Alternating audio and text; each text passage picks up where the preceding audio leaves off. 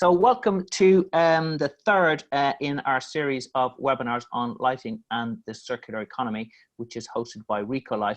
Now, this is the third webinar in our series, and today we're actually going to focus on, how we enact circular economy principles in the real world. I think we're all in a violent agreement that the circular economy is a good thing, and the circular economy principles in our manufacture is a good thing, but it's making it happen in the real world and is the challenge. My name is Ray Molony, and I'll be your chairman for the next 90 minutes or so. Next slide, please, Adrian. Today's webinar is also being recorded, and you'll be sent a link to the recording and the slides of the presentations via email in about an hour after we conclude. So you don't have to take copious notes, and you can go back in and review the recording. We'll aim to finish between 12:30 and 1, so between 90 minutes or so. We'll go into Q&A at that point. Next. We have a few housekeeping points for those of you who haven't used Zoom before. We have if you have questions for the panelists for any on the topic, use the Q&A box, which is at the bottom of your screen, and you may just have to mouse down to get the menu to pop up, and you just put your questions in there. And you can also choose there whether you want the question to go just to the panel or to everybody on the webinar. If it's to a particular panelist, it's helpful to us if you tell us that, so we can address the question to the right person. You also have a chat box, and if I could ask you to reserve that for questions about the webinar, about sound, about general housekeeping, and our colleague Suzanne will deal with those. Okay, next. Yes, now, so there's going to be 3 discussions, and they've all been recorded, and you can actually go back and see the first 2, and you'll see today's as well. If you go onto the Recolight website, follow the links, and you can scroll through it, you can advance, you can fast forward, so you can find the presentation you want to see, and it's a really useful asset. And there will be more roundtable discussions over the next few months, so keep an eye out on the usual channels, etc. Next slide. So today we have quite the packed panel discussions and a packed program. First up will be Owen Griffiths, who is the head of the Circular Economy Strategy at Oakdean Hollins. And those of you who don't know Oakdean Hollins, they are a specialist consultancy in circular economy and circular economy principles, and they support organizations and policymakers transitioning to a circular economy. And he will discuss the size, the barriers, the opportunities, and the challenges of deploying a circular economy model. And that'd be great to get an outside perspective from outside the industry. Next up, we have Bill Skeets, who's the Senior Compliance and Sustainability Manager at Sky, and he will share the broadcaster's sustainability governance and objectives. The circular economy model is just one enabler of Sky's business goal to be carbon neutral by 2030.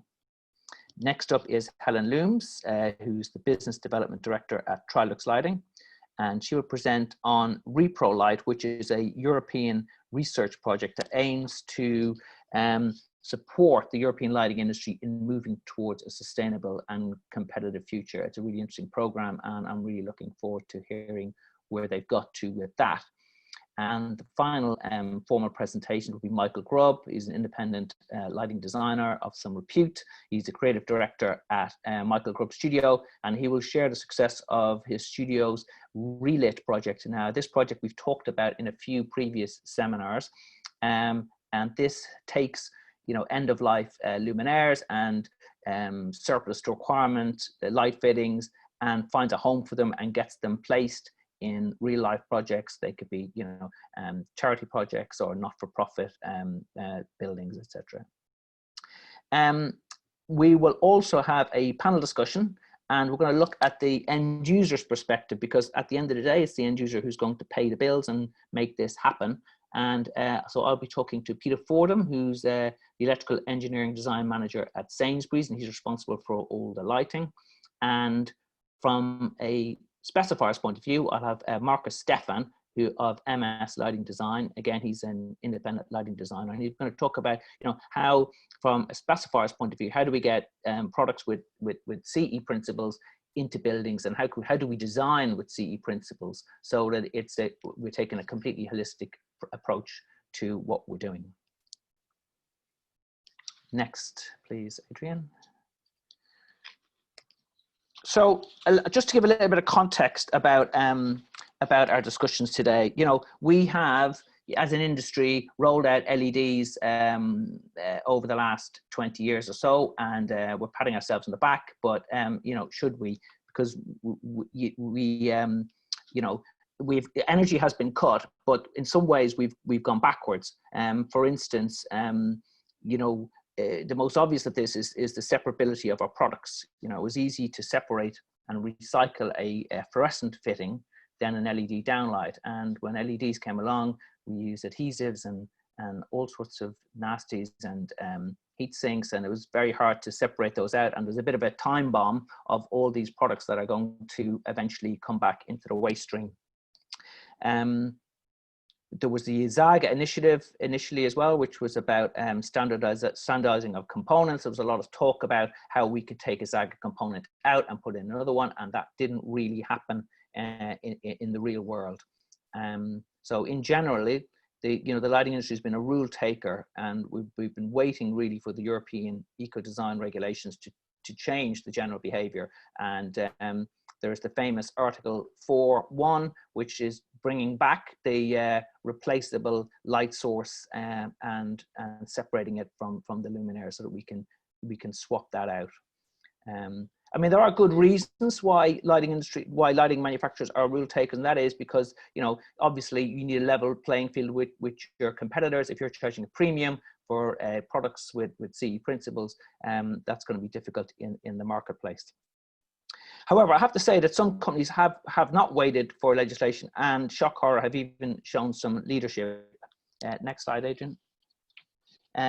Last week, Signify, formerly Philips Lighting, announced that it has become the world's first carbon neutral lighting manufacturer. And let's face it, as the biggest beast in the jungle, they take a fair bit of stick from their peers and their colleagues. But I think an announcement that they have, the first major brand to achieve carbon neutrality is extremely impressive and is showing that leadership. And they've done this by a mix of measures. They've cut emissions by 70% since 2010. All the electricity they use is renewable, and the remainder they have offset. Next slide. So they've been doing this in terms of circular economy. They're putting a lot of store on 3D printed luminaires, and they see a big future for this. Next, Adrian. Yeah, and here is a couple of 3D printed spotlights.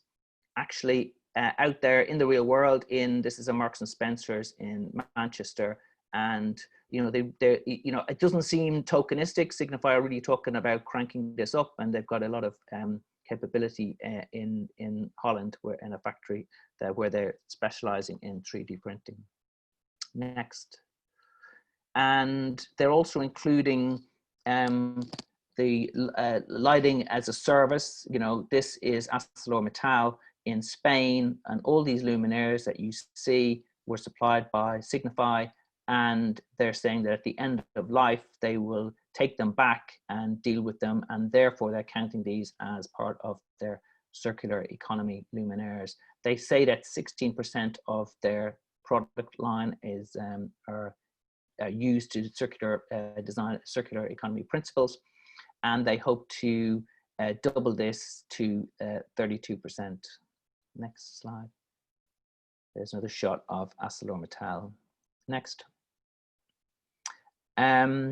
This is a cafe in Soho in central London. It's the Breakfast Club.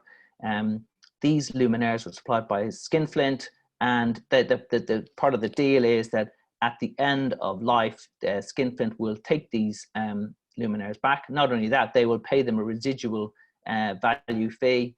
We touched on this before in a few of the webinars, but it's just a really interesting model whereby, you know, companies big and small talk about taking responsibility for the luminaires at the end of the project and having a plan for those rather than just putting them out into the market and letting it go ahead. Another company that needs a name check is Thorlux Lighting, and here they are at Lux Live. Anyone remember exhibitions? I remember them years ago. I've forgotten what they're like, really. Next slide. Now, Thorlux, you know, they don't make a big fuss about things. They don't really, you know, get out press releases and bang the drum, but they, you know, quietly, they're actually implementing what I would call circular economy principles in the real world. They've added a massive solar farm on top of their factory in Redditch. There's 909 PV panels here, which help power the machinery, the servers, and the lighting at their site, where they make 400,000 luminaires a year. And it produces 250,000 kilowatt hours of electricity per annum. Next. And they even have, in 29, they invested in their own carbon offsetting program. They're planting trees on land in Devorden in Monmouthshire in Wales. And customers can also offset their lighting by buying trees down here. And the company has planted 150,000 trees over the last 10 years. And a bit of an unsung hero when it comes to CE Thorlux. So I thought I'd give them a name check. Next. So what is a luminaire that's designed to circular economy principles? Well, the short answer is we don't know, because there is no agreed standard and no metric. So, you know, you could say, well, is the aluminium recycled? Is the polycarbonate recycled? And what energy was used to make this? And what was the transport, et cetera, et cetera, et cetera. Next slide. The good news is that somebody is actually working on this. Senelec is working on a standard so that, you know, customers can compare products. They can specify products. So you could say, I've got a class 1 luminaire to CE principles, I've got a class 2, etc. And then, you know, customers can compare, they can specify, specifiers can specify them, and we can actually get going on this journey.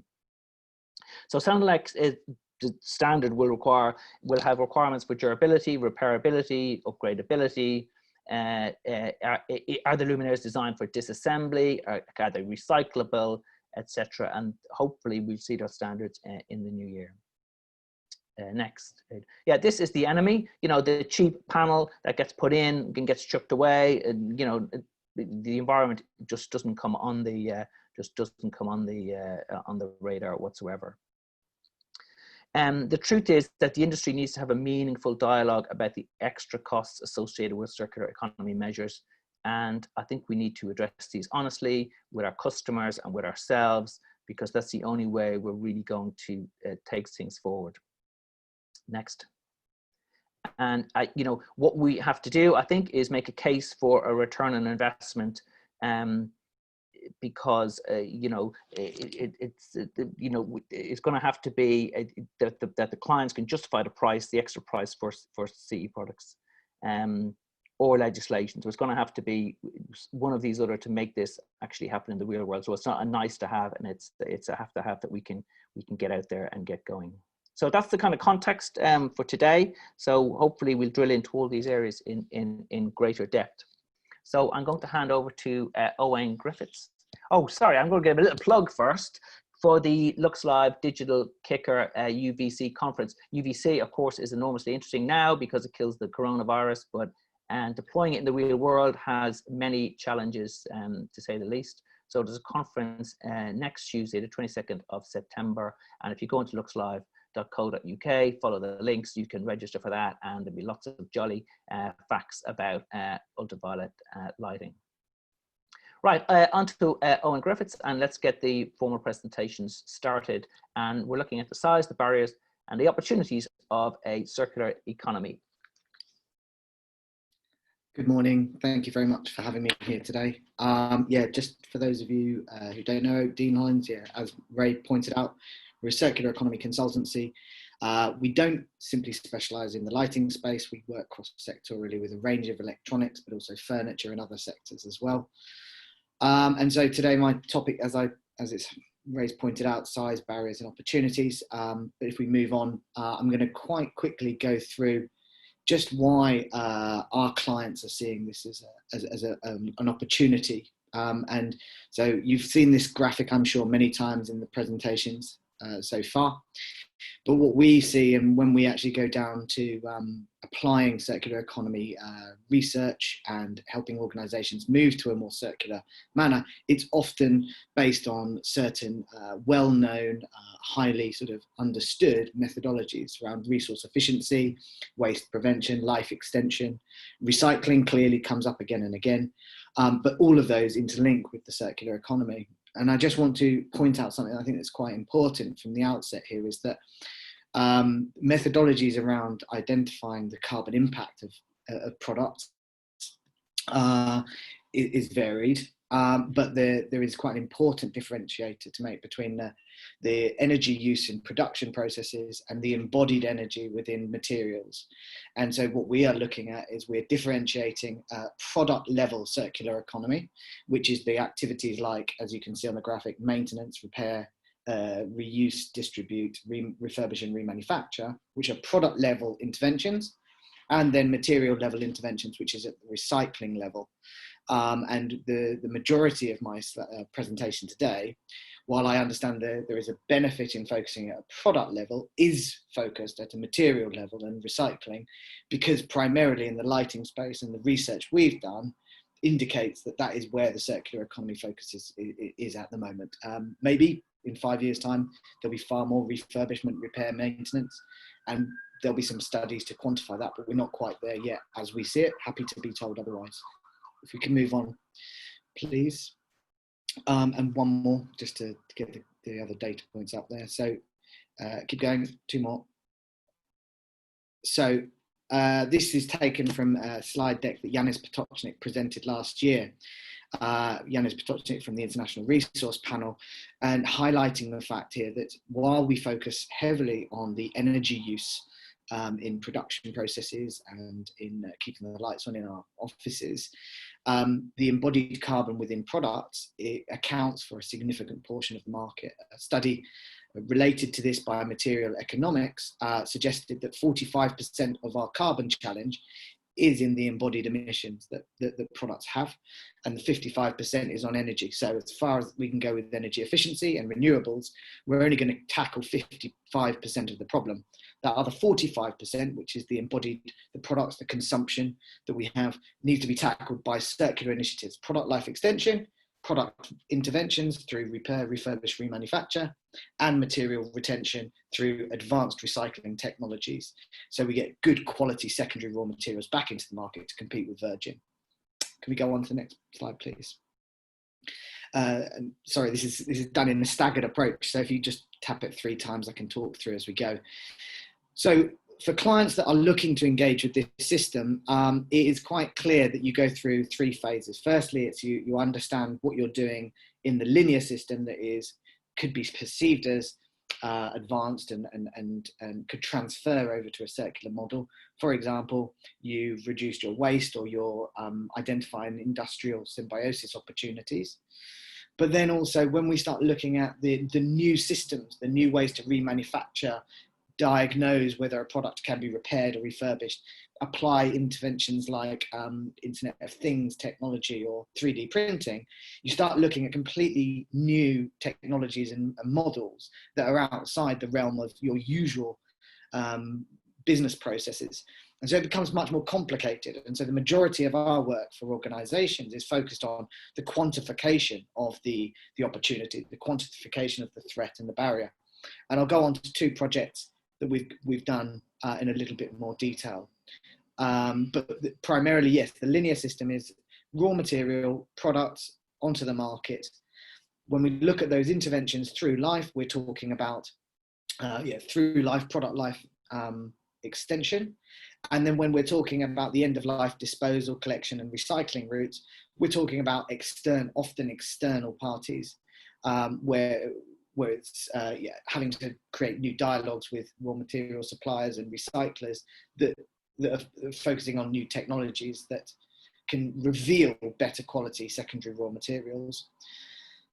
If we can keep going down then, please. So I just want to give you a bit of a background. So a lot of the work that we do covers Europe as a whole, and the lighting sector. And this was a study that was based we were focusing on electronics. This is based on the fact that the European Commission is reviewing waste shipment regulations.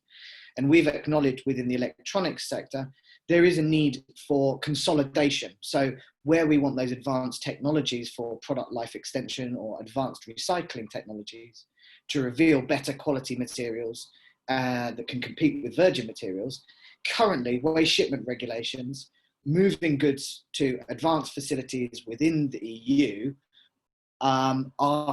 you have to pay a burden, an administrative charge, which is a burden, which means it's not a level playing field with new products or new materials. And so revision of the waste shipment regulations means that there is an opportunity to level the playing field out a bit. And so our study was to try and quantify how uneven the playing field is. So if you go down to the next slide, what we did then was to try and quantify the scale of the flows, the weave flows going through the market, and what is actually within those, and what could be revealed if advanced processes were put in place for the likes of critical raw materials, which have a high embodied carbon, and they also have a high commercial value, and there's security risks as well. So some of the findings that we created, so it was a European study, and then from that we've derived the UK market. And so presenting that today. So the POM numbers that we got were 14,000 tonnes, and the waste arising was nearly 16,000 tonnes. The difference here is the fact that the model that we used was based on legacy data. So the year that we were looking at, which was 2019 there, but it was based on previous years from 2016, obviously indicated that the waste flows were more than the POM on the market that year. Within that evaluation, we identified that the majority, I think it's 93.7% of the value and the quantity, the mass, sorry, not the value, the quantity and the mass was the bulk materials. So your aluminium, your copper, your plastic and your glass, where there are quite well-established recycling routes. Whether the sorting technology is good enough is another matter, but there are recycling routes there available. Also, we do understand that the precious metals, there is an opportunity to reveal value, and there are technologies available for revealing that. And so we identified opportunities within Europe that could be improved by reducing the waste shipment regulation barrier. But most importantly, and the bit I really want to focus on here, is that the critical raw material story is significant. 50% of the value within that 15,000 or 16,000 tonnes was value that was embodied within the critical raw materials. And this means that there need to be new technologies to reveal all of those critical raw material values, but also the processing costs need to be competitive. And so reducing any administrative burden would mean that you are able to start getting the critical mass within the facilities across Europe to do that consolidation and recycling. I think it would be worth mentioning that there are other sectors that have had similar problems before, and by consolidating, they have been able to advance their technologies. Batteries is a good example, with the majority of our batteries from the UK going off to, the majority of our batteries going to Belgium and Umicore. Okay, if we can move down to the next slide.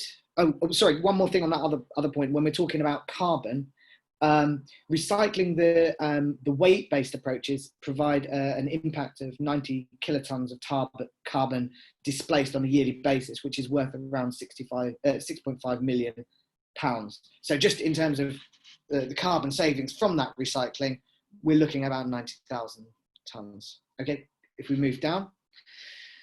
So then there was another study that we did here, which was for material change. We're still in the process of finalizing the study, but what we did here was to try and understand the impact of COVID on weed collection and recycling within the UK. The tool that we've developed is designed, and it's a scalable tool, so it could be more broadly used outside of the UK. But the design here was to sort of understand what the historic flows were and forecast future flows based on POM numbers and also other weed data points. And so if we go down to the next slide, some of our early suggested findings would propose that we expect that the amount of collection and recycling of weed is going to be somewhere in the region of 10 to 15% lower this year than last year. And what that means, okay, clearly there are implications for recycling targets, but in terms of a commercial impact, we expect somewhere between 1 and 1.5 million pounds of value to be not processed at the moment, which is clearly, that's a few businesses that are in the process of recycling that are going to struggle. So there's the potential for losing some of the key value chain players at the end of life. But additionally, there is the concern that later down the line, these products might be dealt with in a less suitable way, which would reveal higher carbon emissions by going to landfill because there isn't the capacity. And so we expect that about 1,600 tons of carbon just from the aluminium not being recycled is one area of concern that should be considered.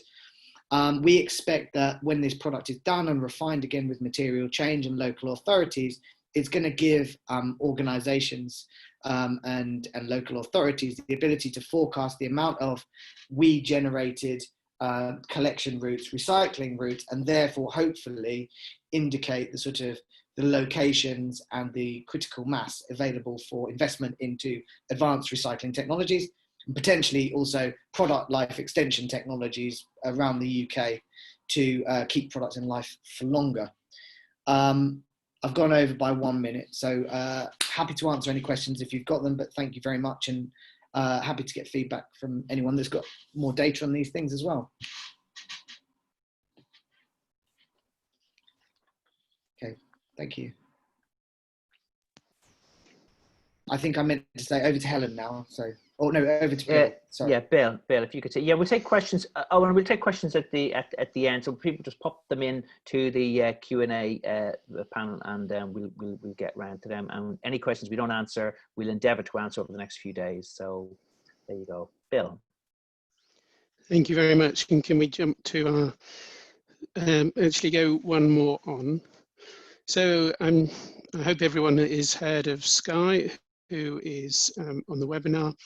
We have recently been taken over by Comcast, so we're also part of a business which includes NBC and Universal Studios. But in Europe, we're up to over 30,000 employees, 24 million customers in 7 countries. Next slide. And so this is the part of the business that I work in. I work in the supply chain. So this is manufacturing.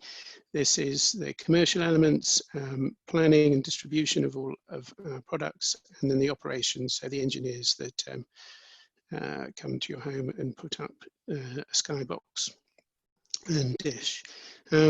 We have 12 major countries where most of our supply comes from, which is the US, Asia, and Europe.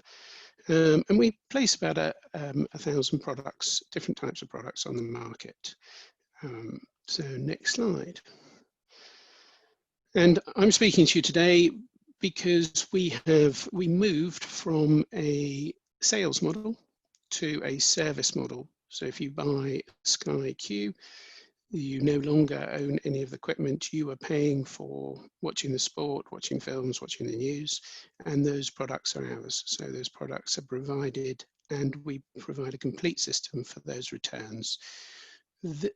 That process means that we have quite a lot of ownership over the whole life cycle of the product, which really helps us with our circular economic relationships. And it means that we can take one part of the process and it can then influence other parts along the way. And this I think, as you saw from Owen's slide, is not just is not dissimilar. It just picks those things up for where you can get the links across. So when you start off with a raw material, you actually have a link from the recycled material.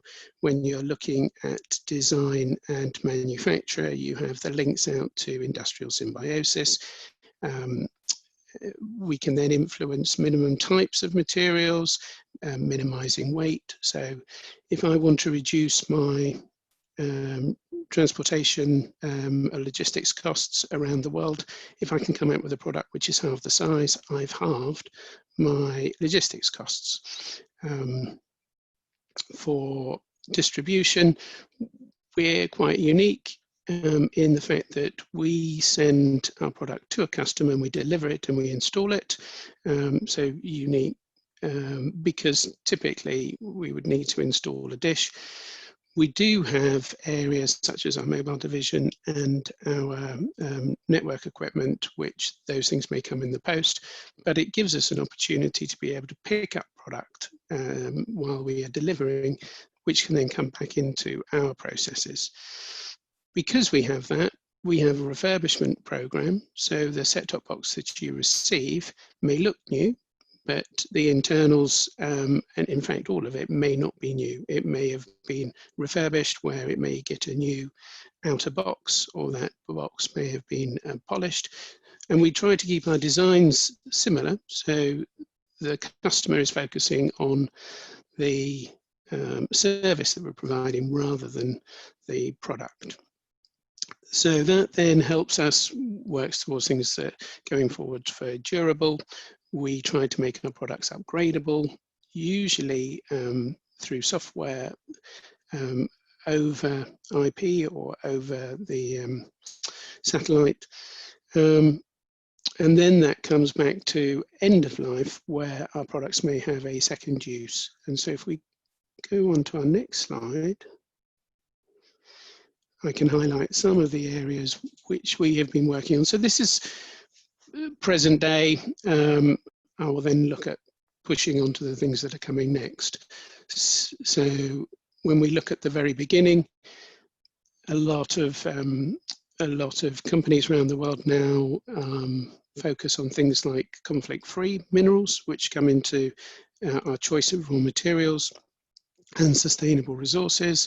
So we have a big program which is coming to its end now, where we have no single-use plastics on our products. And also we have FSC for all our packaging.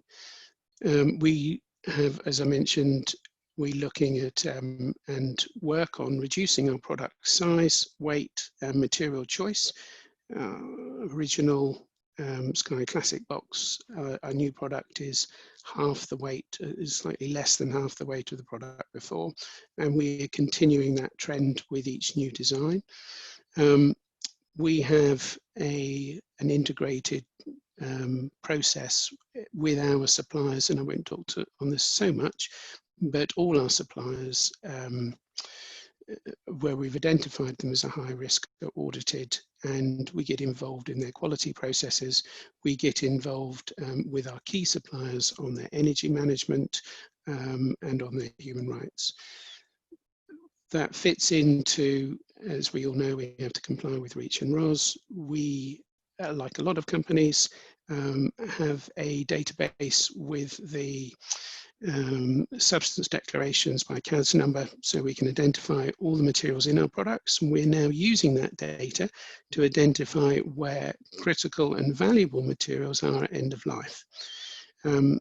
Heading on to the manufacturing process, we have a modular design process, so we can put a series of products through the same design process by changing some of the machinery on the lines.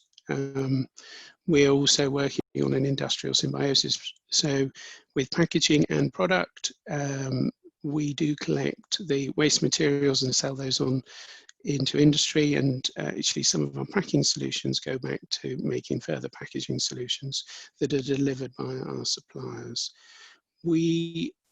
So although I've put durable design minimum 8 years, a lot of the set-top boxes we get back that are end of life are 18 years old. So because we have that service model, and because we want to provide the best experience for our customers, then the durability side of it is key to our operations. From a use perspective, we are changing to being a more connectivity in the home. So we've changed from just set-top boxes to obviously your mobile, to your internet into your homes, which means that the equipment that we are providing, we have more routes of which to take those back. As I said, updates can go online, refurbishment, as I said before. I think we were 30% of all products going on the market from our refurbishment centres, but I think it has increased now. As I said, end of life, hard drives have a second life, and we're looking at all the equipment that comes back. So everything that goes out of our business, we assess to see if we can upcycle it. An example here is we make the engineer rope into dog leads. Old products collected from customer homes, as I said, we have that returned through the mail. We also have and have been looking at parts being directly sent to our refurbishment centres and looking at potentially cosmetic seconds, which can be buffed into our refurbishment centres coming from our parts suppliers. We get back, it was interesting seeing the figures earlier, just for Sky, we are now over 2,000 tonnes a year of returned product. Of which that comes straight off our Wi-Fi's, because the site that deals with that is an AATF. We are pushing that to go higher and higher. We've obviously had a bit of a less impact this year because of COVID. And then we're looking at how we separate materials at end of life. So as an example, if you have a ton of circuit boards, you have in there about £1,000 worth of silver, £2,000 worth of gold, £1,000 worth of copper, £150 worth of palladium. So there's value in that, as well as the separated aluminium heat shields, etc. So what are we doing going forwards? Shall I go for the next slide, please? So we have three main areas, and I'm just going to focus on this. The other two areas are carbon net zero, where we are going through the whole supply chain, going for 50% reduction in every area by 2025 as a sort of first step. And then the second area, which I'm not going to talk on today, is the human rights, where we are minimum standards across our supply chain and working with our suppliers to improve those standards from tier 2 all the way through to recyclers. So looking at the life cycle of our products, these are the key areas that we're looking over the next few years. One of the first ones is material segregation and automated disassembly, and potentially maybe moving forward from just automated disassembly to disassembly of valuable parts within the product. So we identify where the gold is, or we identify where the palladium is. We're looking at how can we design to actually take those parts out and separately collect them. We have an eco-design training program and adopting eco-design principles at each step. And one thing that's been really good with that is being adopted by Comcast as well. So they're coming on my training programs, which I think is amazing, imagining to influence the American market. We're trying to eliminate all paint or glue in our products, obviously labeling of all products under over 25 grams with plastic types, and moving our labels away from actually being a label to being laser etching, and commonly available tools across the board for dismantling our products. Next slide, please. So the circular economic model, the second part of that is really the products and how we can upcycle. So dismantling, we're looking at seeing if we can bring that in-house or in partnership with recyclers. We are looking at key elements where could we return those things to the market? So cables, an engineer may go out with a 50-meter cable, uses 25 meters. He wants 50 meters for the next one, so we get a lot of shorter cables coming back. Can we put those back into the system?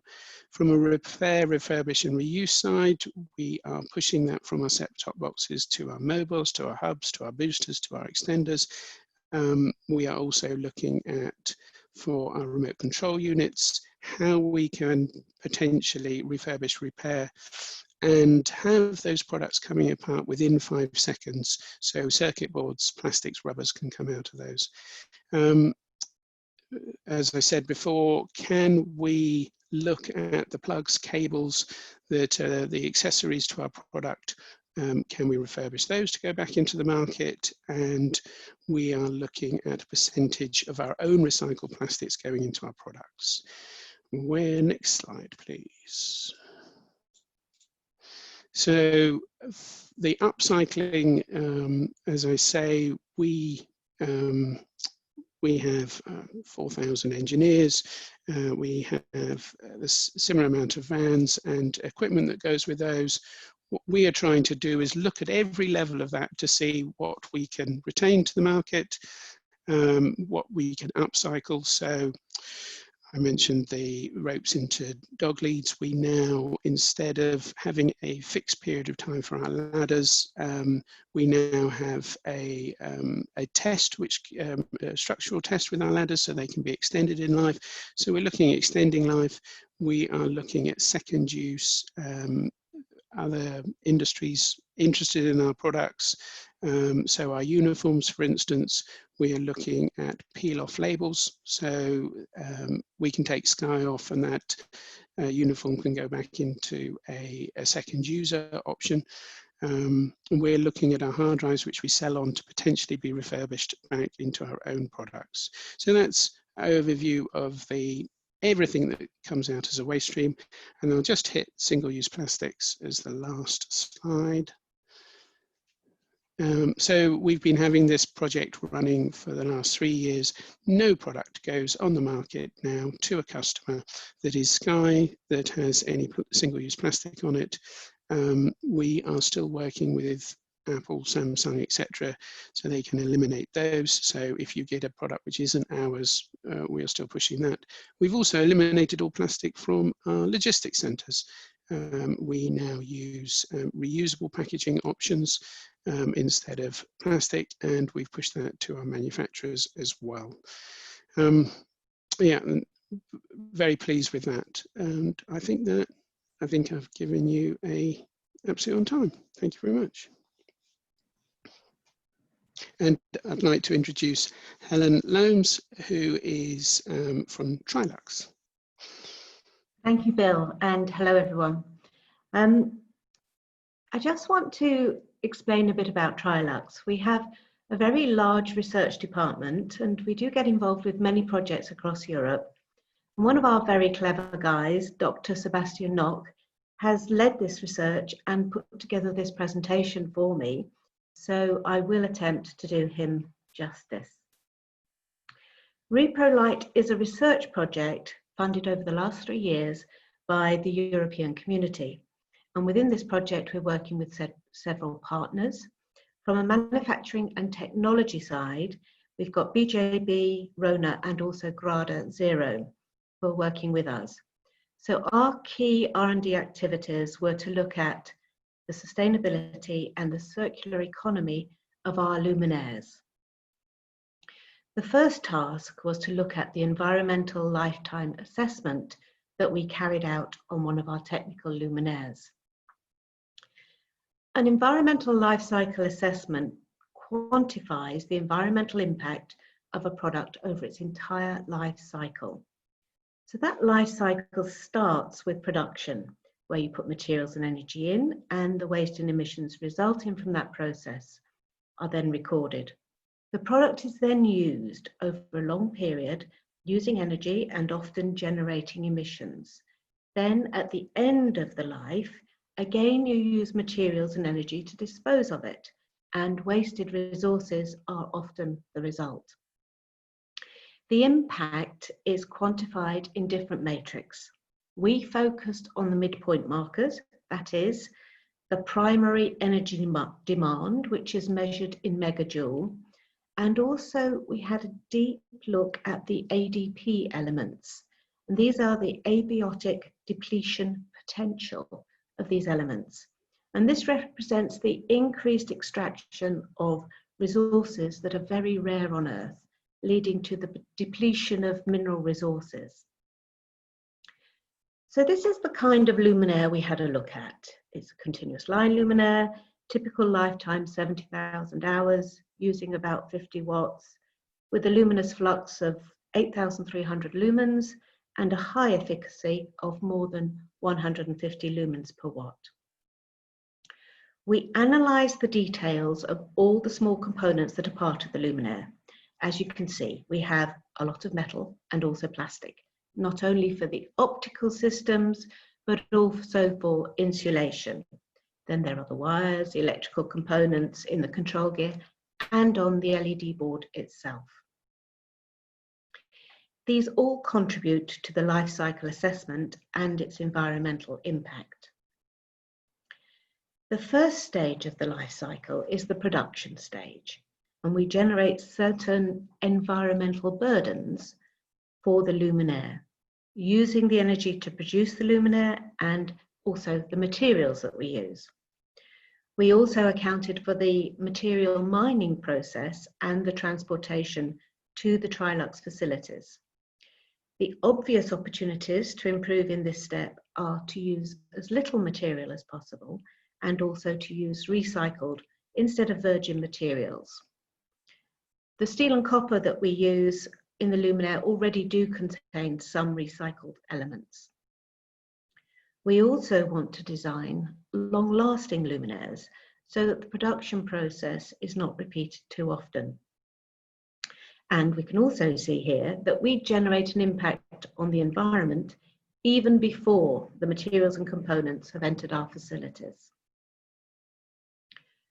Looking at the individual parts of the luminaire, the most precious metals, the ones that are limited on Earth, are in the electronics, in the LED modules and the control gear.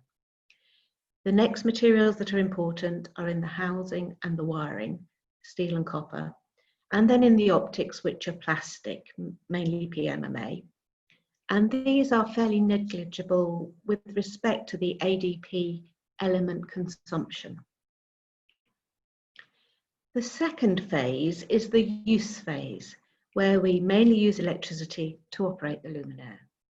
It's by far the largest contributor for energy at 99%, compared to 1% for the energy used in production.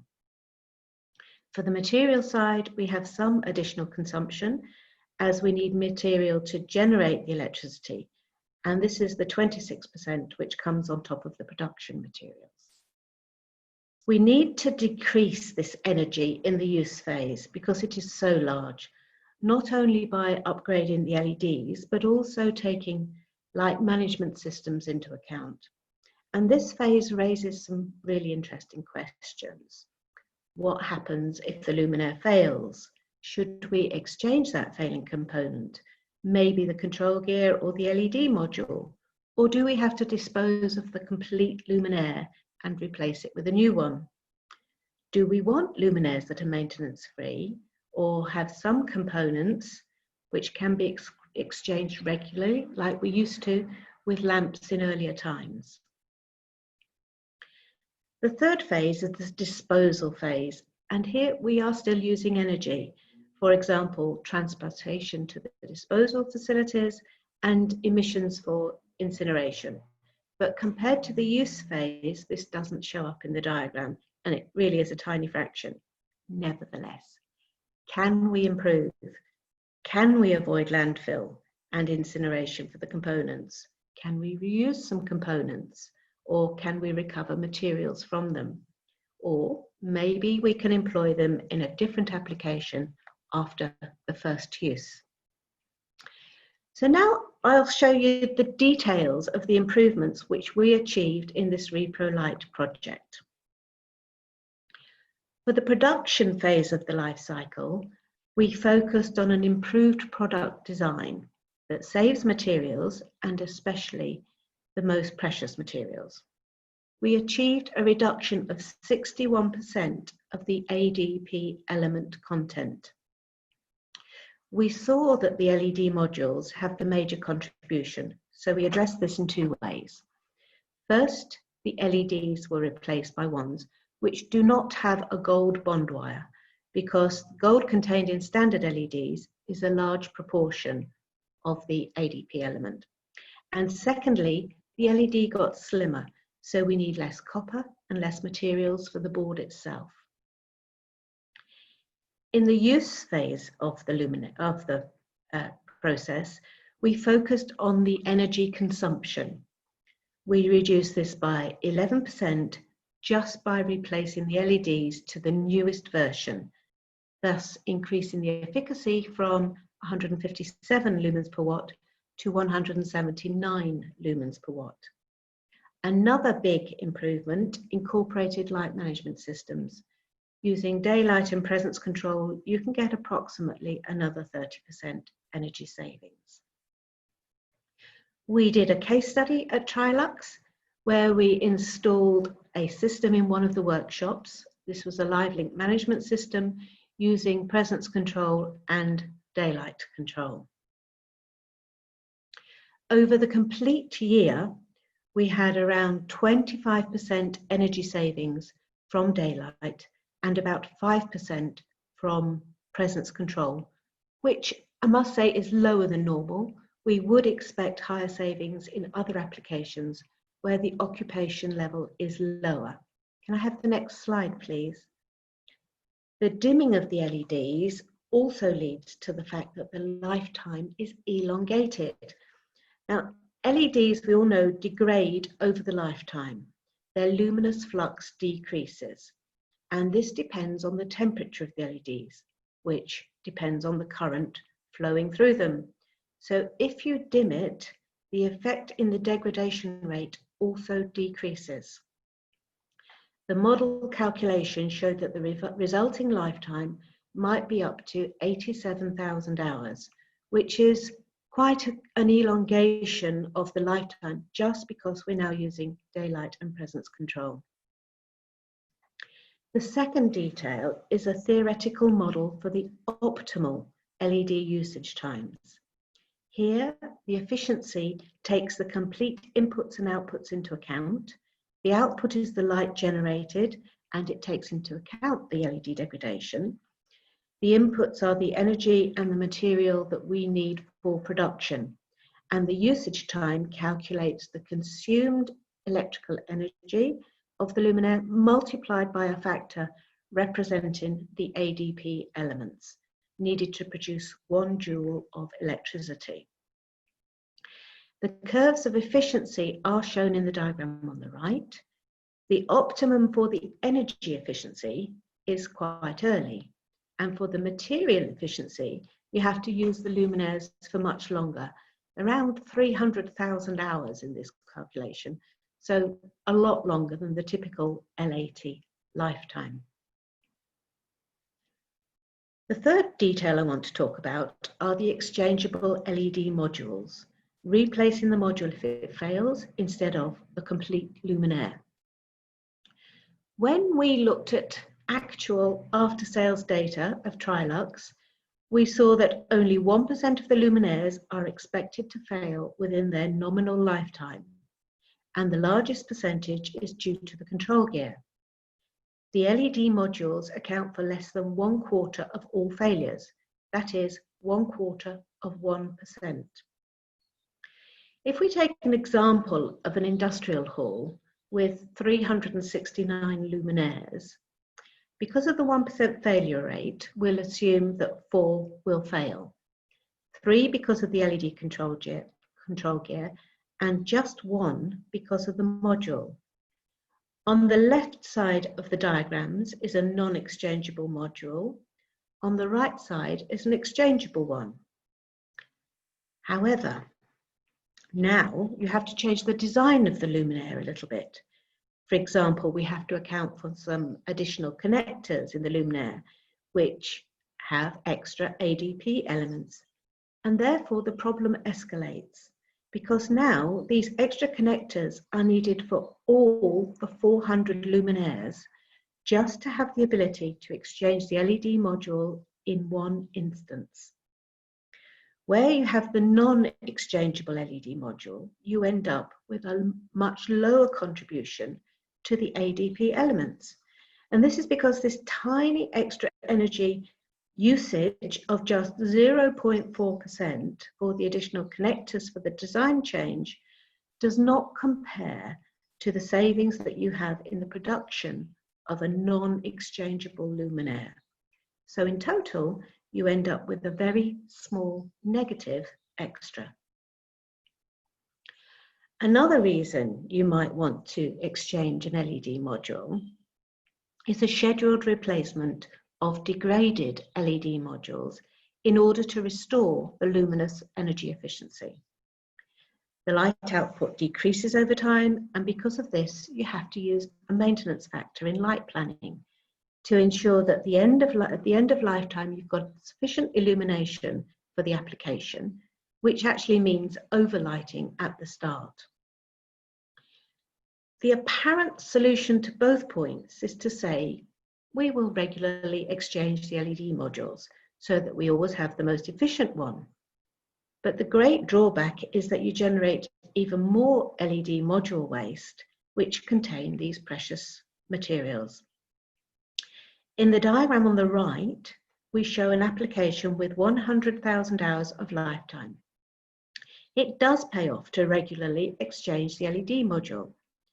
With no update of LED module, the left column in this diagram, you see the most energy consumption. With 1, 2, or even 3 exchanges over these 100,000 hours, you are decreasing the energy consumption for the materials used. However, there is a further aspect, because for 3 changes, you have to produce 3 LED modules, and the old ones are typically just disposed of as waste. From the material side, it's not a good solution. And I want to highlight an alternative.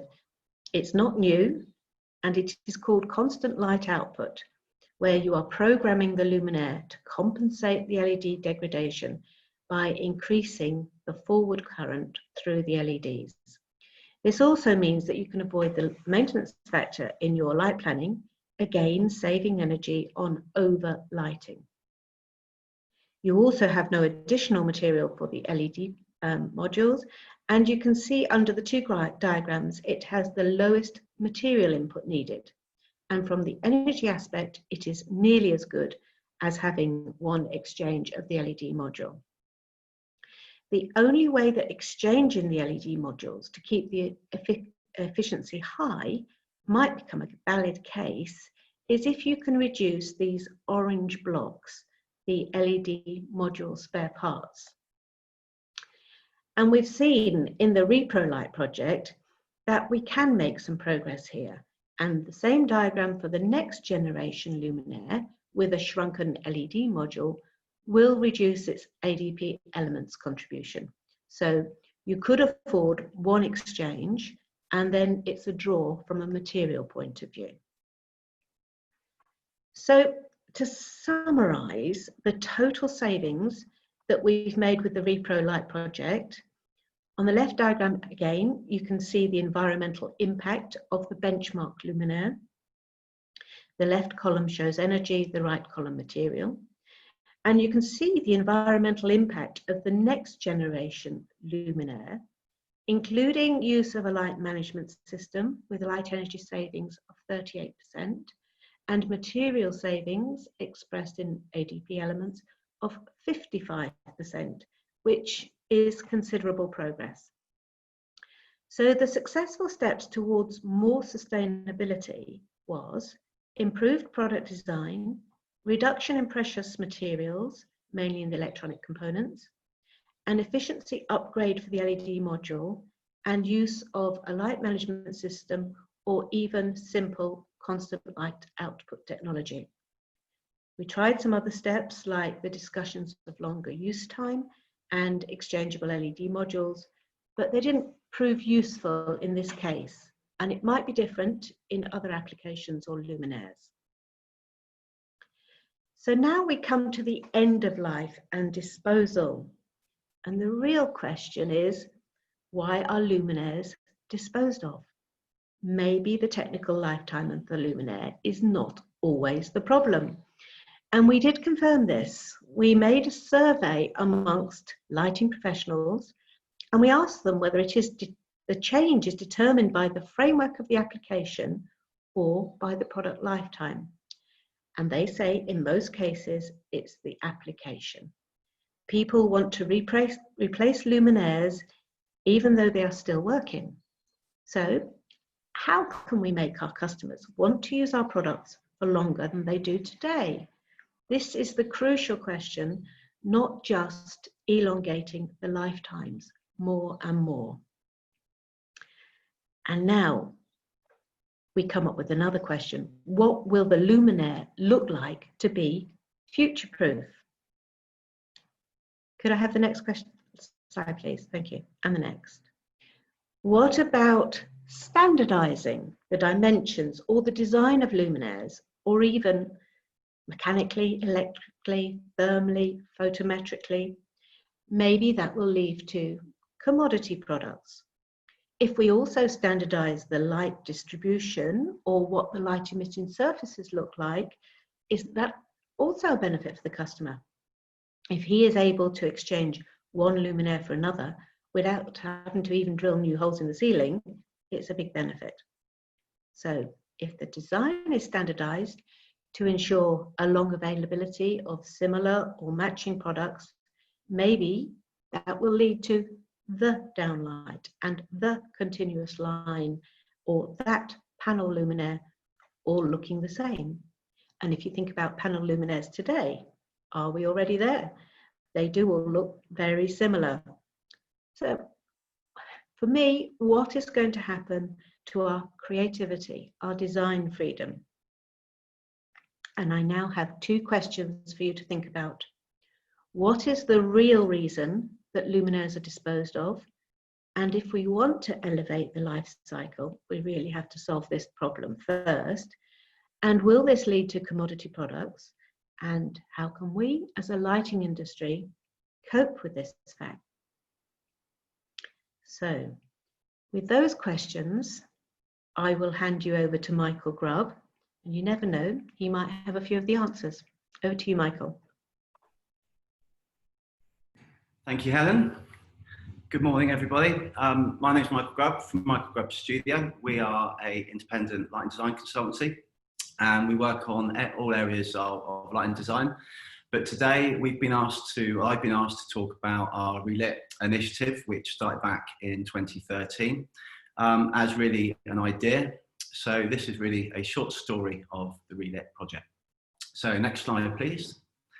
Like all great best ideas and stories, it started down the pub, and a conversation with my fellow colleague Stuart Alexander. This isn't me and Stuart in the pub, though. This is actually our local pub. Next slide, please. This is Stuart on the right and myself. I'm aware that I'm always asked to do these talks on the Relit initiative, and I feel that Stuart never gets enough credit for the amount of effort that he puts in. He really was the spark of the original idea that we developed back in 2013, and I know he's well known in the industry for his enthusiasm and his excitement and his ideas. And without that, the Relit project really wouldn't have started. So the conversation really started, if we go on to the next slide, please, about a project we were sort of helping out on when I first started Michael Grubb Studio, which was Hackney Wick, is a communal kind of shared space for creatives. And they basically had no money. It was sort of a charity startup. And they asked us if there was anything we had that we could help to improve the lit environment. And we sort of, Stuart rummaged around and see what samples were knocking around that we didn't have to give back. And that really was the catalyst for the discussion down the pub about this challenge that we were starting to become aware of. Next slide, please. So this is a photo that we took the next day. This was only not that many months after we started Michael Grubb Studio, where of already the amount of kit that was being sent to us or demonstrated to us by different manufacturers. And as lighting designers, we obviously have a huge amount of sales teams coming in trying to influence us to use their products. And most of these products were left with us to play and test with. And sometimes we only would turn them on for 20 seconds and never use them again, yet we were told they would last for 20 years, as we all know. And we became aware that over a period of time, we would then ask the manufacturer, the studio would fill up, like every lighting consultant will know, with all this kit. We would then sort it all out, make some phone calls, ask people to pick up what we didn't need, and we get the general response of, well, you can keep it now. We've got a newer, more efficient, brighter, better white light version of this on the market. It's no use to us. So this really did trigger the thinking of the sheer volume of waste. If we were experiencing this as an independent studio, we're only pretty small in the great scheme of things, then what was happening, UK, globally. It equally made us think about some of the other areas where we understood that waste. For example, Ray mentioned trade shows, and yes, I do vaguely remember those from the past, where we used to look at the setup and all of the big builds of all of the big stands, and then everything would get taken down after 3 or 4 days. And after doing some research, we realised a lot of this ended up in containers which might get used at the next trade show, or more than likely a newer version would be demonstrated, or if it had a slight scratch on it, it wouldn't be used. So we became very aware of all of this equipment, and we decided that this was a major problem. And like I say, we were having these thoughts back in 2013. Next slide, please. So we had what we still refer to as our Toy Story moment, which is this horrible feeling that, like with the toys not being played with, the lighting wasn't being used, and that was really the catalyst for the next part of the journey. So next slide, please. We decided we needed to let light live, and this was the strapline that we flippantly made up down the pub, which has stuck with us really from that point forward, and really is just the starting point in terms of what could we do about all this waste and use. So next slide, please. So like all ideas down the pub, we've all had them. The key is actually making something happen. So we decided to be committed to the evening, and we drew up a list of rules, which is any great idea needs to have a load of rules that attach to it. So if we go to the next slide, please. These are a summary of some of the rules we've fine-tuned over time. Some have been easier to implement than others, but the basic one was that we would look to repurpose lighting equipment that was perfectly good for use, perfectly safe, but we would make sure it was used for community projects that had no money, had poor lighting, or inefficient lighting, and that we would help them out, and that we would do this free of charge, that we wouldn't charge for our lighting design service. This was our way of giving something back to the lighting community, which has been pretty good to me over the years. We obviously had to make sure everything was safe, and we had to make sure that everything was legal. We also didn't want sort of modifications or anything done which involved additional carbon usage.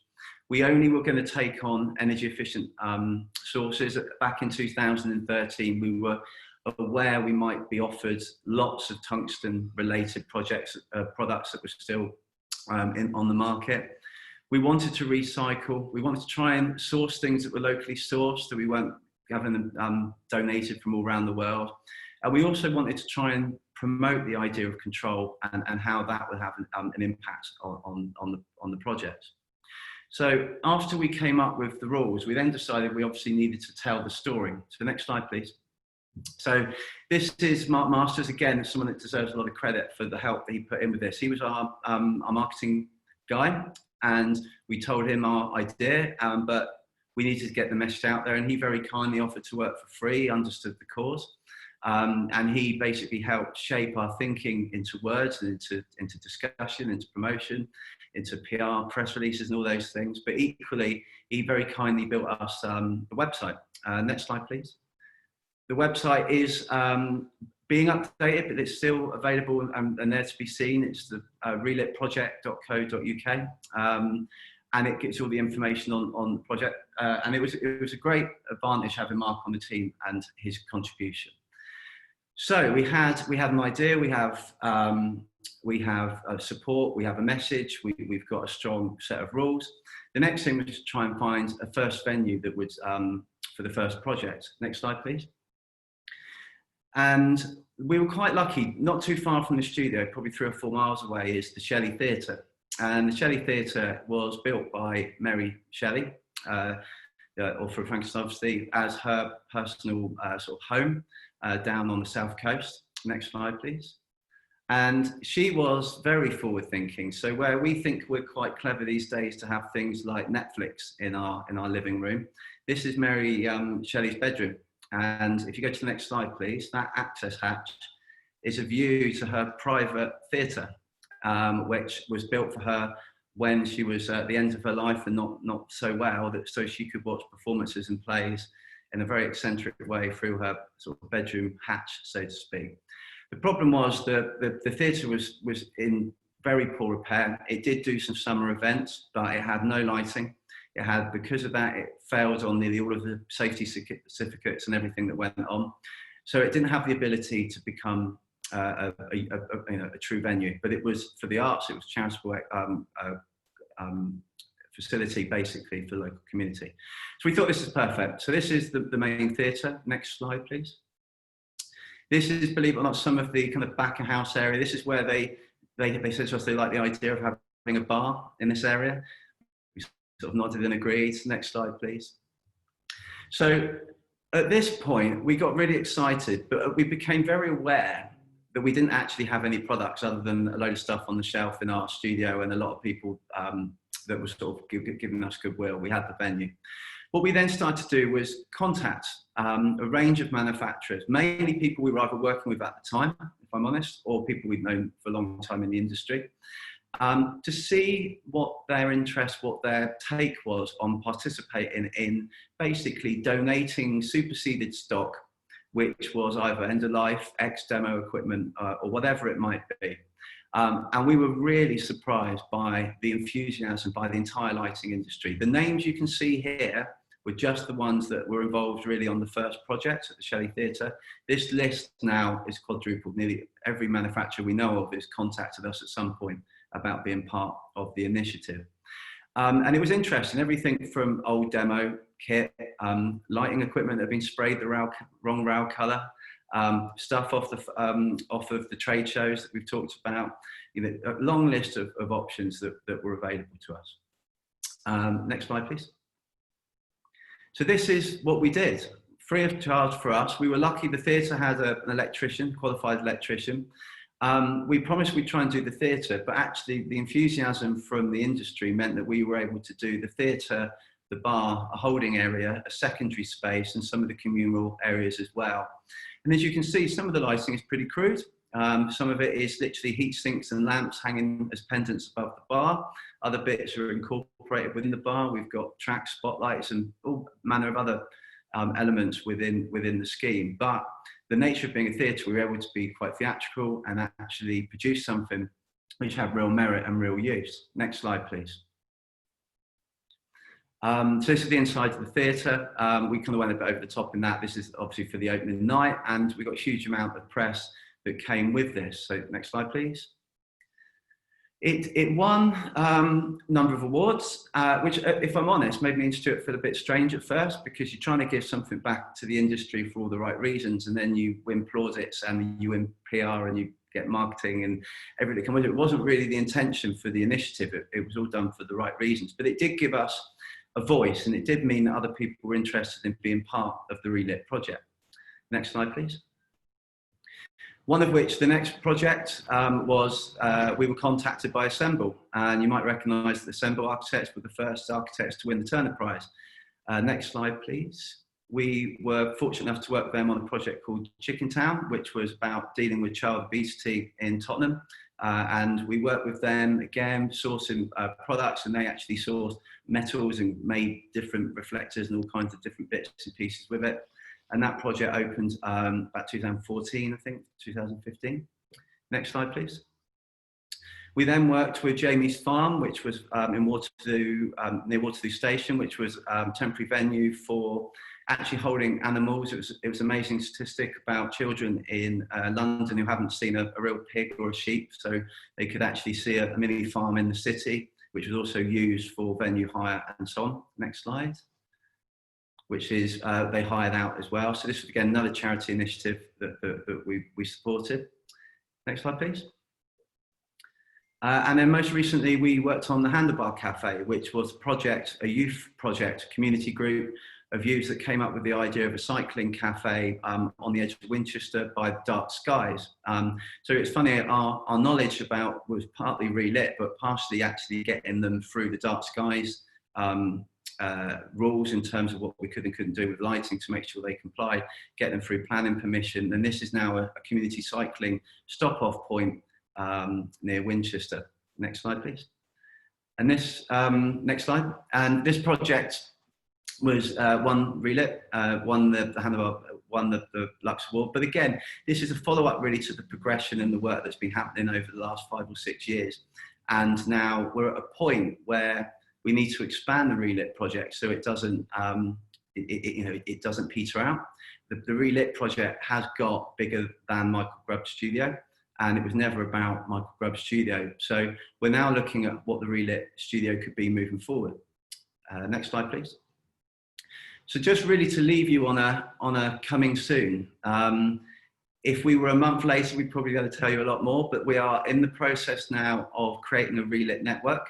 We will announce this both on the Relit Project website and on our own website and other means over the next month or so. But we're going to try and open up the ability for other designers, other manufacturers to really be part of this process so that it can be more than a UK-based initiative. We will tell the story of past projects, and all this information will be available. So if you're interested, drop us a line. If not, just stay tuned. And with that, I'll hand it back to Ray. Many thanks. Thank you, Michael. Very exciting news and general inspirational presentation. So thank you very much. Right, I'm going to now bring in Peter Fordham from Sainsbury's. If I could ask Peter and Marcus Stefan if you could unmute yourselves and turn on your camera, that'd be great. So Peter, if I could come to you first. Now you're a client, and you're the person we need to persuade as an industry to get behind lighting with circular economy principles and pay the premium. Should it attract a premium? So Peter, to you, what would how would we persuade you guys to come on board with a circular economy procurement program? Okay, so I think the idea makes perfect sense to me. It's almost going back to what we had before we had LEDs. The idea of a box that has a 25-30 year life into which you put a lamp, a reflector, and some control gear, all of which you can replace during the lifetime of the box. So I think the logic makes perfect sense to me. I would appreciate that there is probably a premium that you would have to pay over that product if it weren't designed for that reason, and that would make sense from a business point of view if we could say, actually, instead of in 7, 8, 10 years time we take that fitting down, throw it away, get it recycled, buy a new one, is actually in 8 years time we can go along, we can take bits of it out, we can replace them with bits that will go back into that same box that are more efficient, and the bits that come out go away and are repurposed or recycled properly. Essentially, you've got a model that I could sell to the business that says, this is why we should do this. In the lifetime of the product, it will cost us similar amount of money to run and operate it. So there is a reason why we should put a bit more capital up front to that. So it's basically a total cost of ownership play, and the industry needs to make the case that you can replace the bits that are necessary. I presume that would include the driver, by the way. Yeah, I mean, I would expect anything that's in the luminaire that might fail, we would be able to replace. So the LED source, clearly the driver, even things like the reflector. So if you've got damaged or dirty or whatever, you can prolong the in-use life of the original product as far as possible. So it should be entirely, it should make perfect sense. You mentioned Zaga earlier on. We've got a lot of downlights and spotlights that have got Zaga modules in. Have you replaced any? Have you? No, I am struggling to find a replacement that will go back into those old things, on the grounds that, although if we could get the identical module, we probably could, but it might be, well, most of them are either a 700 milliamp or even a 1400 milliamp driver. So finding a module that will go back in on those drivers is really hard.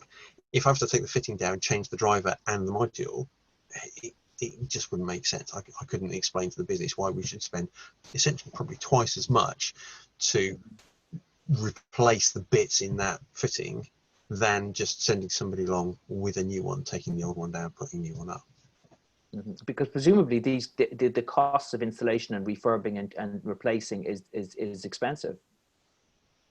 Yeah, so if you've got to send somebody to a site, and he's got to try and work out what the problem is. So if he's got a damaged module, can he change the module? If there's a damaged driver, can he change the driver? Or the store says, this downlight's not working. He turns up with a new downlight, takes the old one down, puts the new one up. The store is happy, the customers are happy, and it's relatively quick.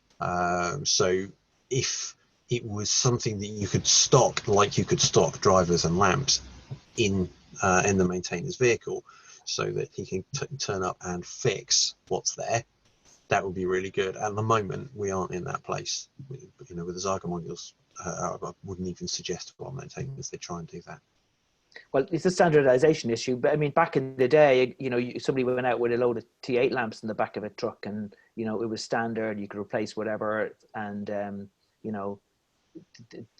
can't see those days coming back. Can you? Not to that same extent, I don't think, no. But I think the logic of actually the manufacturers would have to support us through the process. I mean, we don't work with a whole range of maintainers. We work with a maintainer.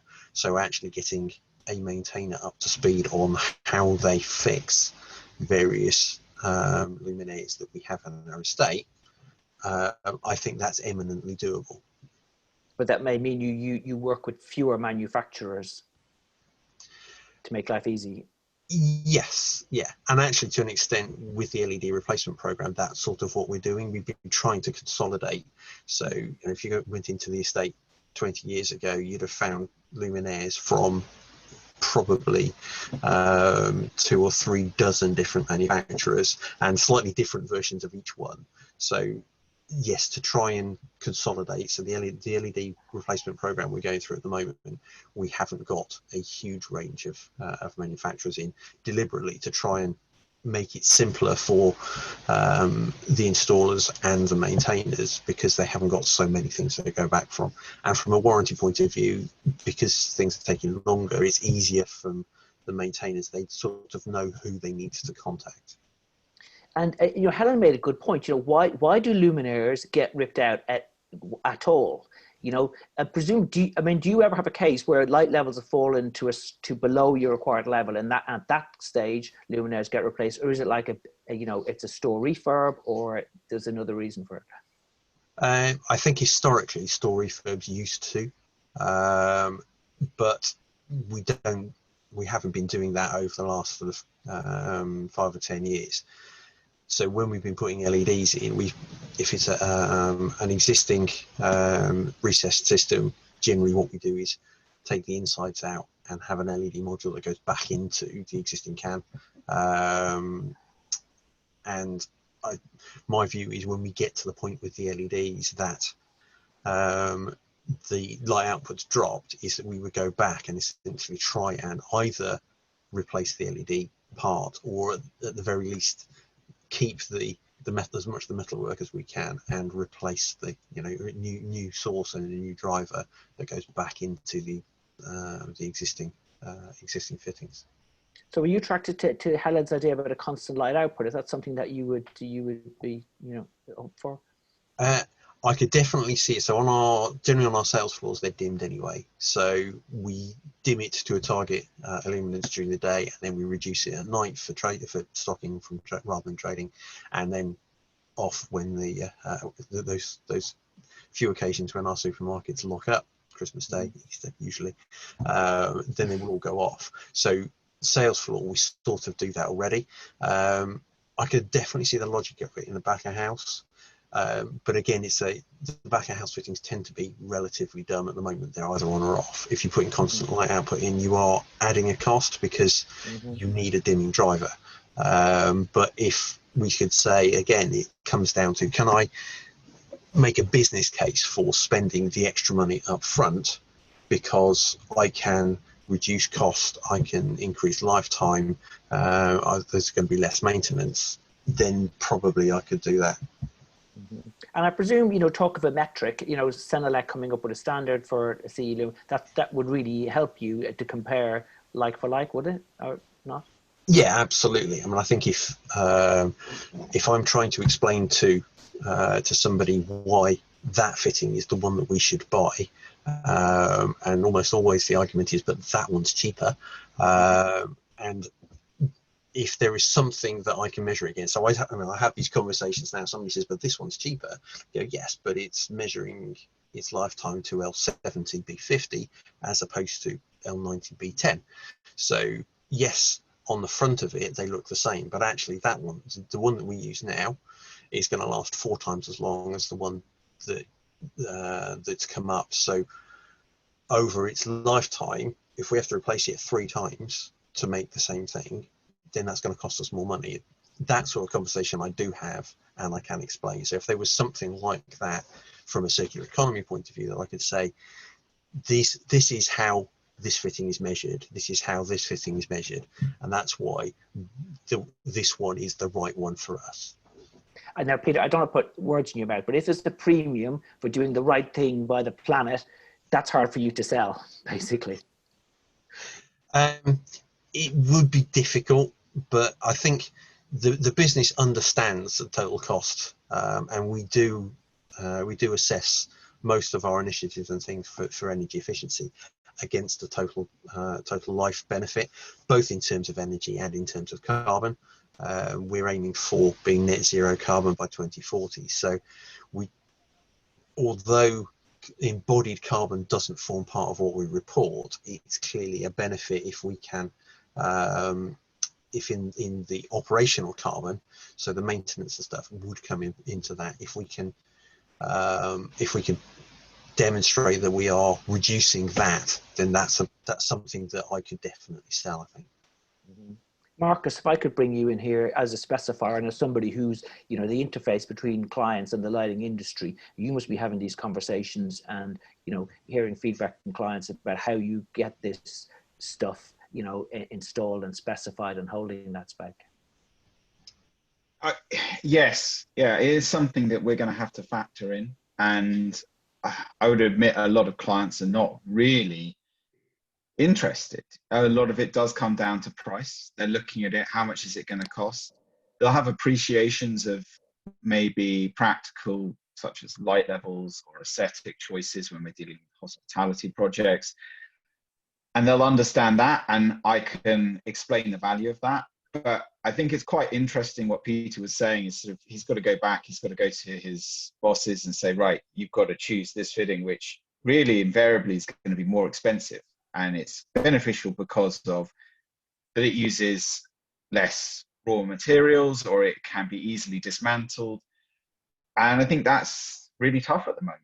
I don't think you can do that if someone, unless your client is going to really embrace the idea of circular economy. And at the moment, there's not a huge amount of motivation to do that. There is going to be a really tough sell.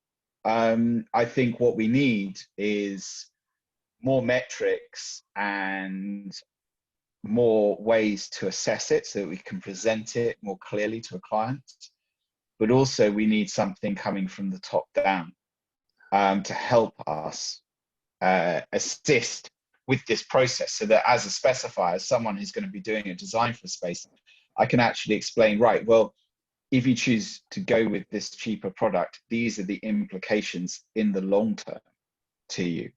And what is the business environment, cost environment, the tax environment going to look like in 10 or 20 years if you don't make these choices? And when you say top down, you do mean legislation? Well, I think it has to be, and we can already see a little bit. We've got carbon net zero by 2050, and there will be more brought in over the next few decades, taxes potentially to penalise not fulfilling those objectives. But also, I think what is interesting is you're seeing movements within very high level investment to mitigate the potential risks of that in the future. So what you're getting is high level investment companies and commercial property owners who are looking at how can we build a business which is secure in the future and mitigates the risks of those additional costs. And I actually think that is where we're going to start looking at. They're looking for a metric, a way of measuring it, a way of assessing the whole life of the product, how that's going to impact them in the future.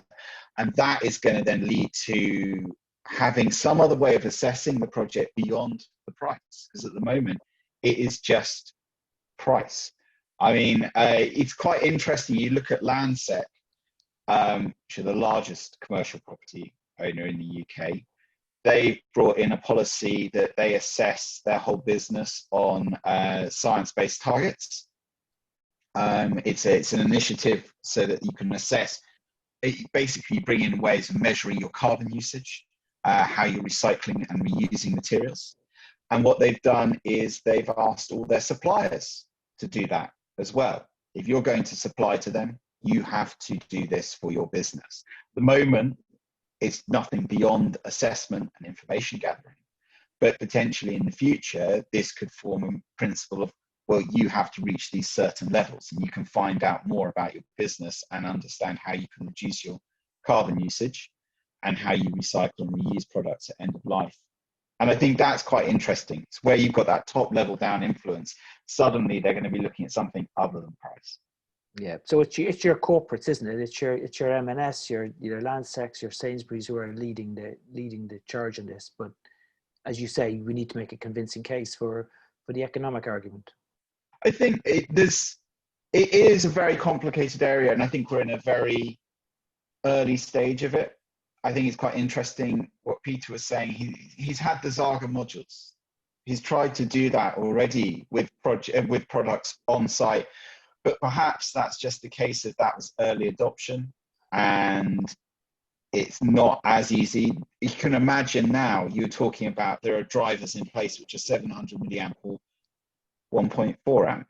But now you'd expect maybe there'd be a multi-output driver, and so that you can go and drop in a module and you can select any current output for it. And it's adjustable and programmable. And so then actually it doesn't become an issue. It's a case of insert the module, adjust the driver to match. Mm-hmm. And so maybe we're just really at a very early stage and this needs to evolve more. You've got exciting projects like the Relit project. If that becomes more established, if there are other similar initiatives where there are resources to go to, then potentially as a specifier could be going around and saying, right, well, we could be looking at using this or that from these other initiatives to reduce buying new products. Now, if there was some sort of assessment figure when you're trying to work out your carbon net zero, so you can say, well, actually, buying a new product has this much carbon tied to it because it's got to be produced and you've got to manage the disposal of it. But if we reuse these other products which have been made available, actually that's a zero cost because we're reusing it and they can be fed back later on. So then at that point, you're measuring your overall carbon, the penalties that you're going to get from that. And then cost is actually maybe becomes secondary because why not buy these other products? Because our on-running costs, our risk in the future from higher carbon taxes are going to be reduced. Thank you, Marcus. Peter, coming back to you, I mean, presume you would welcome the return to the whole replaceable light modules from the eco-design regulations. Yeah, I think that was, you know, if we could get back to actually having a sensible lifetime for the majority of the product, and being able to go, we can work with this, we can improve its longevity by changing bits inside it. That's got to be a better thing. Just reduces the impact on the planet of materials, because you are inherently able to do something to keep the majority of the fitting there, because usually in terms of weight, it's a steel box or an aluminium frame or something of that sort that forms the majority of the thing that you buy. Okay, let's open it up a little bit, and let's take some questions. Jamie Yates is asking, with BIM and digital twins, could this really help with a circular economy? We down to the quality of the data sets in a so presumably in a Revit file, you would have additional information there about, is this a class 1 CE product, etc. And BIM could be a method of rolling that out. Helen, is that something that would float your boat? I think yeah, all data and knowledge is good, but I think what really surprised me about the Recolight project is how inconsistent this is and how rarely it's going to happen. I'd be really interested, Peter, if you thought that 1% of your luminaires might fail, and of that only a quarter of them from the LED board, would you be more would it be more of an advantage both from a economical point of view and a material usage point of view, and especially on the valuable resources, to say that 1/4% we will just replace the luminaire, and then with the luminaire we take down, we can think about what we might do with it in the Relight type project. But if you have used less ADP elements, less material in all of the luminaires in the first place, because they're not going to be repairable, does that change your equation? Because it was a big surprise to me when I saw the results of the Recolight project, was the fact that we could reduce the amount of material usage and also reduce the energy consumption, very much along the lines of having up-to-date LEDs and using lighting controls. But to me, it changed the equation. And maybe we are going down the wrong route, thinking that all light sources have to be replaceable, because that's not the bit that's going to go wrong. It's much more likely to be the mechanics of it than the actual LED board itself. So does this sort of information maybe change the way you might be thinking in the future? I'm putting you on the spot because you've only just heard about it half an hour ago, but I was very surprised at this research, because I thought, oh, this just might change things. Yeah, I would agree with you. I was surprised looking at it, actually, that it does essentially increase the carbon cost by making it replaceable. I would agree with your sort of 1% figure. I think our data across the estate would be similar. Actually, we haven't seen a lot of failures early on. I think we're starting to see issues now with luminaires that were put in maybe 6-7 years ago. But actually what we were putting in 6-7 years ago, still working acceptably now, is pretty good, because the lifetimes then would have been nothing close to what you'd expect now. So what would your normal, because you said earlier that you would be more likely to replace luminaires because of a refurbishment. So if 6 or 7 years you're coming up to a few failures, what would your normal time be before you just want a refurbishment from a aesthetic point of view? We don't do a sort of routine refurbishment in stores now. It's very much based on actually what is it we want to trade through the store. That would generally, so if we want to add in something like a sushi or something like that isn't in the store now. If the store has has old branding in it, we might do that at the same time. So we wouldn't just go into a store that's 10 years old and strip everything out and replace it. The equipment like the refrigeration is changed when we start to see that it needs maintaining. So the records will show cabinets are starting to age and become a problem. The refrigeration equipment is, so you go, okay, we're going to put some money in to do that. Whilst we're there, we might well, touch it. If the ceiling, we're taking a lot of the ceiling down to do that, we might repaint the ceiling as part of that project, but we wouldn't just because it's reached an age go in and do that. Historically, that was very much what happened, but it isn't. It isn't now. From a lighting point of view, we've largely gone into stores and changed the lighting to LED, almost independent of everything else that's happening. If we happen to be touching a store and it hasn't had LED done, then we might tie the two together, but we haven't held rolling out the LED to wait for a store to be refurbished. We've gone in and done it. I suppose that makes such a big difference, energy consumption wise, just changing over. Yeah, but absolutely. If we look to the future, because you have gone through this change period, but if in the future you've got fairly decent LED products up there, and you're looking for a refresh, is this something that if you did change all the luminaires, could they be passed to Michael to use on a relit project? How can we find those projects that we could use old luminaires on and give them a second life? Because they're going to be, they can carry on. They haven't stopped, they haven't failed. They're just not as efficient as perhaps new elements, new luminaires could be, and they might not look how you want them to look, but they could be used somewhere. They're really not going to fail for such a long time. Yeah, absolutely. I mean, and we do source. We do get stuff that comes out of stores. Mostly, what we've done with them historically is to package them up and we keep them as spares. But I think we're probably going to get to a situation where we would actually go, we don't need this many spares. What is there that we could do with these that would be benefit? So actually, yeah, really, it might be a source for somewhere we can pass those to.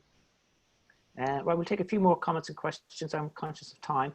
David Sheriff is pointing out, he's saying, why does the panel believe that circular products need to cost more?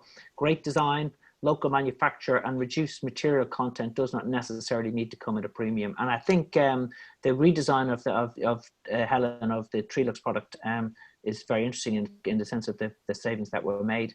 Kevin Shaw is helpfully pointing out that the next EU eco-design regulations for the industry, which will probably be around 2023, will have circular economy requirements for lighting products. Christina Allison is referring to the constant illumination method, and she is asking, does anybody have any examples of the final stages of returned luminaires and how this part of the process works in practice? She's the grave to cradle part of the circle. Helen, I think that might be for you. We don't have, I think it's in the future when we have luminaires that can be used in new projects. And I think this is going to be a huge challenge, is finding those projects that we can use them on. So there's no reason why it can't be done though. But we do have to change the way the lighting industry works to be able to find, and that's why I'm so interested in what Michael's doing, because if that can be grown and we can escalate it across all types of projects. I mean, for me, one of the real sins within the building industry is when you get a Cat 8 fit out and there's loads of 600 by 600 luminaires, and then the eventual tenant comes in, rips them all out and puts up what he really wants, and then we've got all those 600 by 600s with nowhere to go except land infill. So I think the way we move forward has to start now. And yes, it started on a small scale with you, Michael, and that's great because you've shown what can be done. But I think we have to really do it on a big scale and think about, there's got to be a lot of organisation behind it, you know, so somebody's got to earn some money to be able to do that organisation. So, and who's going to pay for second-hand luminaires? You know? And that's I think go on, what Michael. you touched on there was quite interesting, in that you're going to have a lot of people in the future with the idea of carbon net zero, is that you wouldn't be able to do that because you're throwing away products, you're having a huge carbon cost, which you're implying, and there will be some sort of penalty because you are not carbon net zero. And only by reusing those fittings would you be able to avoid that penalty, or avoiding the whole idea of Cat A fit out in the first place. Okay, guys, sorry to interrupt, Helen, but we've really come up against time. So I tell you what, any questions that we haven't answered, the guys in the panel and our speakers will endeavour to answer over the next few days. In about an hour, you'll be getting a link to the slides and the recording, so you can check that out. I'd like to thank everybody who has commented and shared and asked questions today. And I'm sure this is the start of a conversation that's going to go on over the next few years. And I think it's been wonderful that we've had these webinars. There will be more roundtables over the next few months, so keep an eye out for those. And I think this is going to be part of a long-term conversation in the industry. How do we make this work? And but today was very stimulating and inspiring, and I think it's a really good start to this process. I'd like to thank Owen, Bill, Helen, Michael, and Peter and Marcus for giving up their valuable time, sharing their insights and their experience, and Suzanne behind the scenes. And as I say, thank you, everybody. In an hour, you'll get that link to the recording. Keep an eye out in the usual channels for upcoming events. Thank you all very much.